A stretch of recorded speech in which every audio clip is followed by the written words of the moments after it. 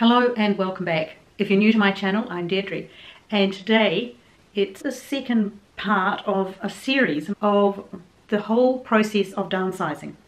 So I've talked about the differences between minimalism and downsizing and decluttering and organising, and today I thought I'd talk about some of the early stages of the process of actually moving into your new home. And there are things that you have to do sort of alongside each other, but let's get started. So let's assume, for the sake of argument, that you have your new home, be it an apartment, a townhouse or a smaller home, and you're ready to start the process of downsizing. You know, you've bought it, you've signed the lease, whatever it is, and you're committed to it. And at this point, you have to start working out how it's actually going to work for you. Now, if you're a highly organised person, you'll do all of this before you go and buy. The first thing I'd say is there are two things you have to do. The first one is that you have to walk around your own home and put stickers on the things you use every day, and also work out where the places in your home are that you use every day. Obviously kitchen, bathroom, but do you ever use your more formal areas? Maybe you never use them, so that in any new home maybe you don't need a formal area. Maybe you have had a guest room that you've used twice a year or 3 or 4 times a year, but still, really, they're Airbnbs. You know, there are other ways around this. Say you're going from a 4-bedroom home to a 2-bedroom.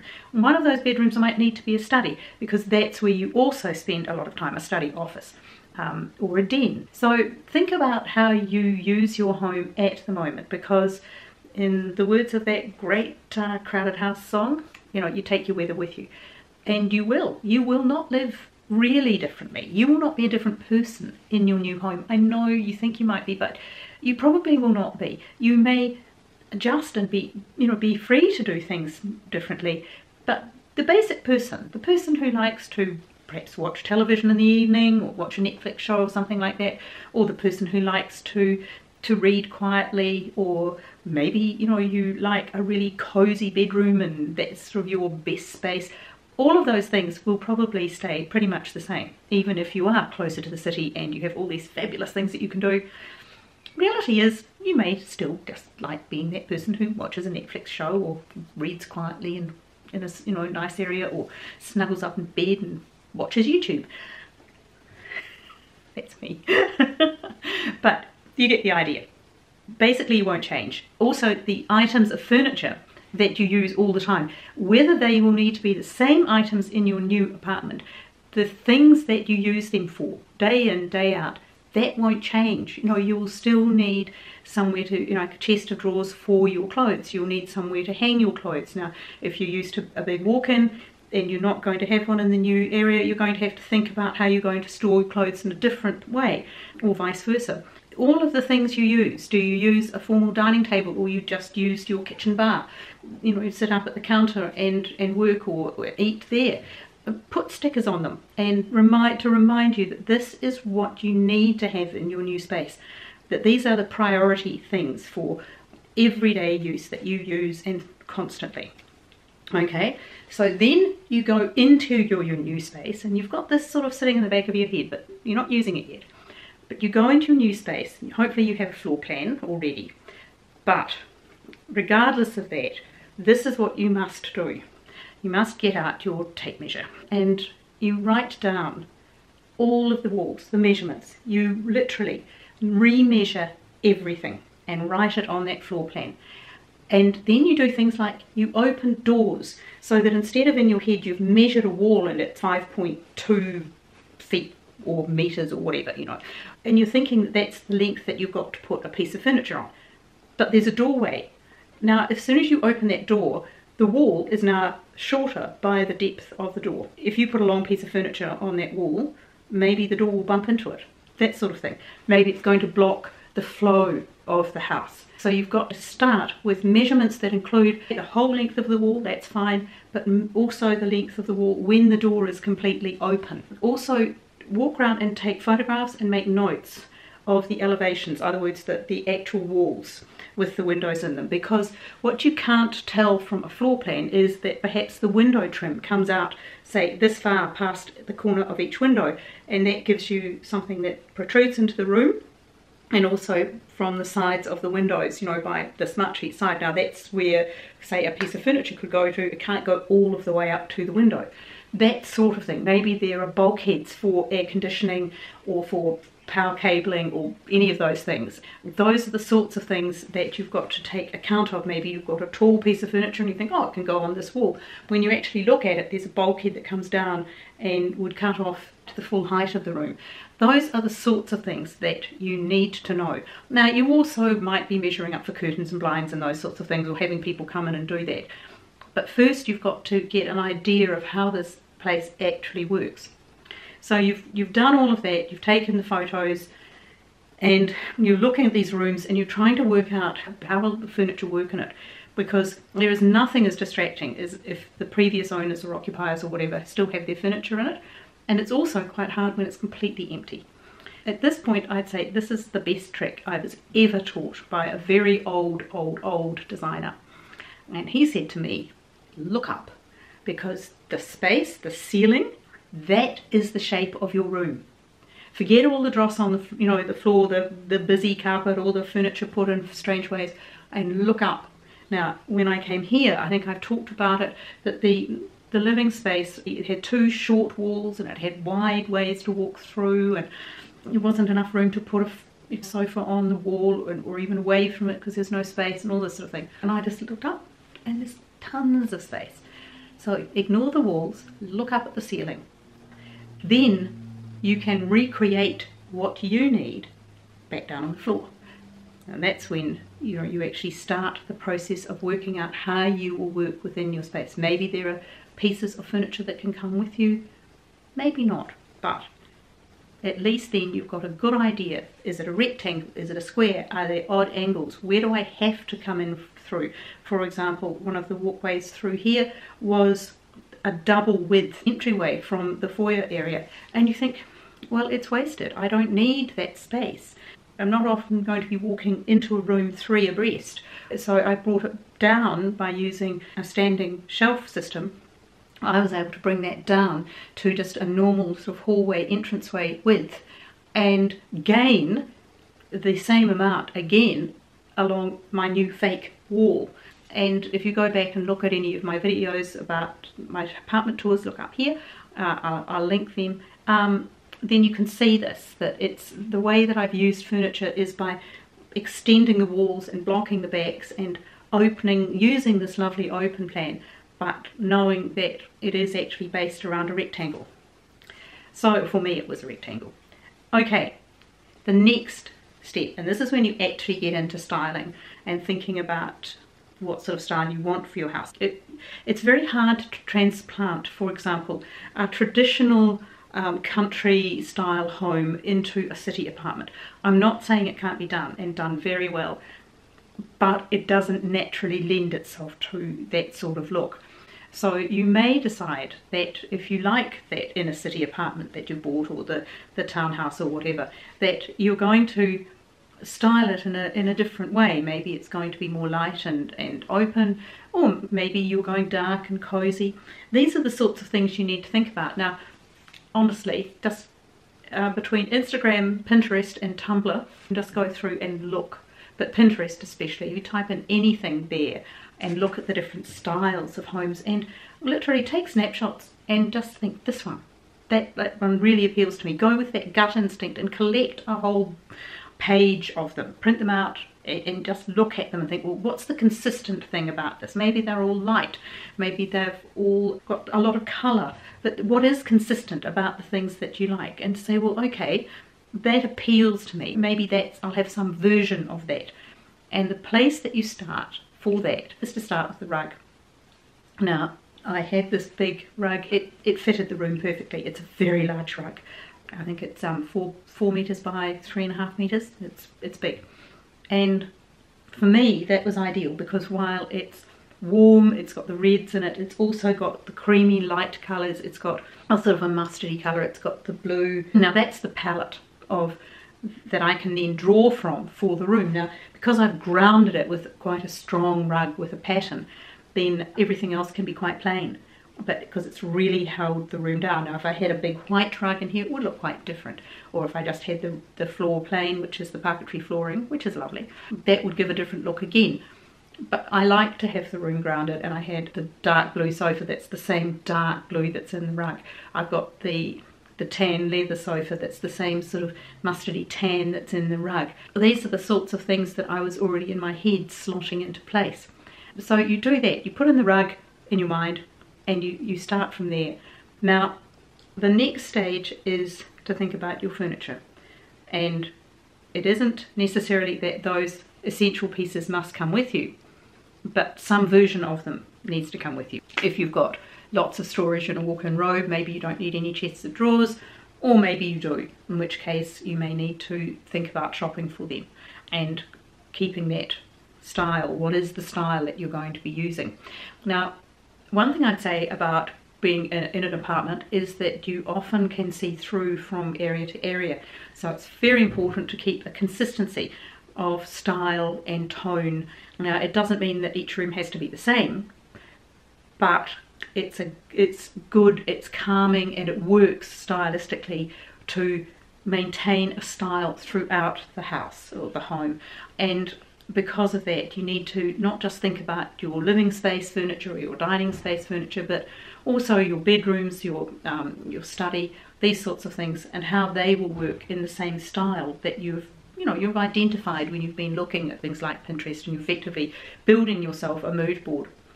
Now, the next thing that I would say is a biggie, because I know a lot of people have been caught by it. Say that you really love a particular buffet or a particular sofa. You may not be able to fit it into your apartment. And no, I don't mean that you mightn't be able to fit it in the rooms of your apartment. You may be able to do that. Something that may fit perfectly well size-wise in your apartment or in your townhouse may not physically be able to be moved into it. You, in an apartment, you are constrained first and foremost by access via the lift. And whatever the elevator, the lift has in the height and the width, that is your space. You can't have a sofa that is longer than your elevator is tall. Doesn't work. You'd have to chop it into little pieces. Now, there are ways of doing it, and you can have sectional sofas and things like this, but if you've got, say, a large Chesterfield or a large piece of furniture, it is simply not going to fit in the elevator. That's number one. The other place where you can find that it won't necessarily fit into your apartment, because you've got one way in and out, you've got the door, is through that door into the apartment, but also being able to turn it and put it up, or however you wriggle it to get it in. Now, there are lots of tricks, but it may not fit. You simply may not be able to get the right angles to get it in. If you're going up a stairwell, you may not be able to get it around the corner, or clearance for between the basically the treads of the stairs and the ceiling of the stairwell as the floor above comes up. I have seen people get stuck time and time again with that. This also applies to refrigerators. They are monsters even in normal homes. Some of the big refrigerators simply, you have to take doors off the refrigerator and B the actual home to get them in. So unless you've got double doors, you can't use them. A place I was looking at for somebody who asked me to do a plan for a renovation. Now, that home had one access through a narrow front door onto the street. Yes, upstairs it had beautiful doors out onto balconies. Well, yeah, but you're going to need a crane to lift that big sofa in. The only way you're going to get things in is if it fits through that front door and that narrow turn that you have to have. I know here, because of the walkway, my very obliging moving people, i.e. my sons, they were strong, really strong young guys, and they could lift pieces of furniture and bring them in. I know the leather sofa, which isn't actually the biggest piece of furniture that came in, but it was the heaviest and it was the hardest to get in. I was just not listening. Sometimes you have to do that when you're a mother, or just the owner, whatever. So there are a couple of things else that I've mentioned along the way. So those measurements, you have to also think about them in terms of how they relate to the actual entry into your apartment. Steps obviously make everything horribly, horribly difficult. Okay, where am I up to? Storage. You may have been used to, as I was in my previous home, having an enormous amount of storage. So I think, as I've said in other videos, my home did not look cluttered. It wasn't cluttered. I had great storage. It was beautifully organised, and it was the right amount of stuff for a 5-bedroom, 4-bedroom, 4-bathroom house. But it's not the right amount for an apartment. So obviously, storage-wise, you don't need as much, but you do need some. And you may be very used to having an attic, storage rooms, a mud room, big cupboards, anything like that. God forbid, you may be even used to having a basement. It's not an Australian thing, we tend not to do that, but I know in many other countries you have basements. So you might have had a basement, you might have had an attic, good storage, and a garage. And you don't get those things in an apartment. And even in a townhouse, you may not have a 2-car garage, you might have a 1-car garage. These are the things you think they're just normal and you've been taking them for granted. I laugh when people go and stock up with stuff at places like Costco, and I'm thinking, I'm sorry, but I don't have anywhere to put 100 toilet rolls. Like, it's just not happening here. I don't have the space to store it. So it may be cheap, but there's always that balance now in my life between what is a good buy and a good bulk buy and what is the physical reality of my storage space. I mean, I had a huge garage. I had lots of storage spaces in the house and outside. And there are lots of things that you just take for granted that you've got out there, like, you know, your picnic gear and the things that you use at Christmas and the things that you have when you have a family gathering, and they might just pack them all away and pop them into a cupboard. Well, don't have that cupboard anymore. It's all, you see, I did the utility cupboard. You see how this place is? It's like packing into a little ship, into a boat, you know, or a trailer. You've got to know where everything goes, and first you've got to find a home for everything. So you have to be realistic about the amount of storage you won't have when you move into a smaller space. There's one more I'll talk about this time, because it's huge. That when you actually start thinking about where you're going to put your furniture, also think about the lighting, because that is going to be the two things that I think are fundamental in the way that a home works. It's the way that the furniture is styled so it suits your needs. So all of those things about how you use your rooms and what rooms you use the most, you think about that. So you've got that it's appropriate for the way you want to use the house. And then the next big thing that makes it feel good, it's the lighting. That's amazing. Now, the overhead lighting, the central room lighting in this apartment is not great. It's fine. I don't use it. I very, very rarely turn on the central room lights. I use table lamps, I use floor lamps. I like using lamps, and I think that interesting lamps bring another form of architecture to your home. That, you mean, if you've seen my fish trap lamp, you know, or a beehive, it's a woven one and it's tall and it's beautiful. That is the equivalent of a really elegant, interesting or modern floor lamp. You know, you've seen the ones that come up and over and deliver the light sort of on a big wide arm, those sorts of things. They can add more than just the light to a room, but they certainly, the ambience of having table lamps and standard lamps and ways of adjusting your lighting, that makes a huge difference to the feel of a room. So I would definitely encourage you to think about where you would want the lighting to be and what sort of lighting you'd want. Now, you might want to then bring in an electrician and have them change the way that the central lighting works, but you also will need to know how you would put standard lamps and table lamps around. Which brings me to another point about when you are taking your photos and when you're doing your measurements, is mark where you have the power outlets. Will you need more? Are they in the same right places for you? These sorts of things. If you're going to put a bookshelf against a wall, cover up the power points, that's not going to work. You're going to have to move them or put in new ones. These sorts of things you have to be thinking about all the time. I think for a start, that's probably covered a lot of areas. I think that the next thing is for you to tell me if you would like me to take you through how I think that some good ways to go about actually finding a new home or a downsized home, and what you should be looking for in it, and anything else that you ask me, because I do what you ask if I can. Let me know what you think. So if you enjoyed this and you would like to see more, then please subscribe and hit that notification bell so you'll know when I've uploaded a video. So whatever you're doing today, I hope that you're having a lovely day, and I will see you in the next one. Bye.